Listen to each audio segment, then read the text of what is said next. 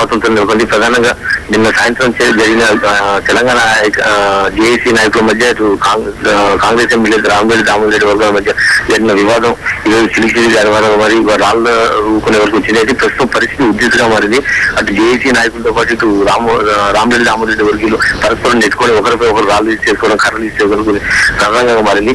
అయితే నిన్న సాయంత్రం జరిగిన సంగతి ఈరోజు ఉదయం రామరెడ్డి దామోదర్ రెడ్డి అటు తెలంగాణ ఉద్యమం పక్కదారి పట్టే అవకాశం ఉంది, సామాజిక పరిస్థితులు బంద్ విరమించుకొని విజ్ఞప్తి చేశారు. అయితే జేఏసీ నాయకులు మొత్తం తమను అకారణంగా పుట్టిన కాంగ్రెస్ వర్గీయులపై చర్యలు తీసుకోవాలని చెప్పి ఈరోజు బంద్ నిర్వహిస్తారు. బంద్లో భాగంగా ఇరు వర్గాలు ఈరోజు ప్రధాన రహదారిపై ఒకరికొకరు తారసపడటంతో ఈ ఘర్షణ వాతావరణం నెలకొంది. పోలీసులు ఎంత వారించినా కూడా ఇరు వర్గాలు వినియోగపడంతో ఒకరికొకరు తోసుకోవడం, రాళ్ళు రూపుకోవడం, లాఠీ చార్జీ దాటి తీస్తుందా. మరి ఈ పోలీసులు లాఠీ చార్జ్ లో ఎవరైనా గాయపడినట్లు తెలుస్తుందా? వివరాలు ఏంటి నాగేంద్ర?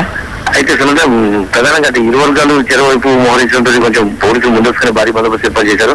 అయితే ఇరు వర్గాలు శాంతింపు చేసేందుకు ఎక్కడికి చెరగొట్టేందుకు ముందుగా పోలీసులు ఇరు వర్గాల నాయకులతో మాట్లాడిన కూడా ఏ వర్గ నాయకులు కూడా వెనకలేకపోవడంతో ఘర్షణ ప్రారంభమైంది.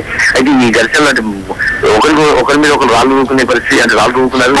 ఇరు వర్గాల మధ్య రాజీ కుదిర్చే ప్రయత్నం ఏమైనా చేస్తున్నారా? వివరాలు ఏంటి? అయితే ప్రధానంగా ఇటు ఇరు వర్గాలకు సంబంధించిన నాయకులను పూర్తిగా అంటే ర్యాలీలు పూర్తిగా నిలిపేయాలని అటు బంధు ప్రశాంతం కొనసాగించాలని చర్యలు తీసుకోవాలని చెప్పారు పోలీసులు. ఇరు వర్గాలు వినియోగించినా కూడా ఏమాత్రం వినే పరిస్థితి లేదు. అంటే ఒకరికొకరు ఛాలెంజ్ చేసుకుని ప్రధాన రహదారిపైన ఒక రకమైన బీభత్సం సృష్టించడం ప్రస్తుతం భయంలో ఒక ఉద్రిక్త వాతావరణం నెలకొని వస్తుందా. మరి హైవేకి సంబంధించి పరిస్థితి ఎలా ఉంది?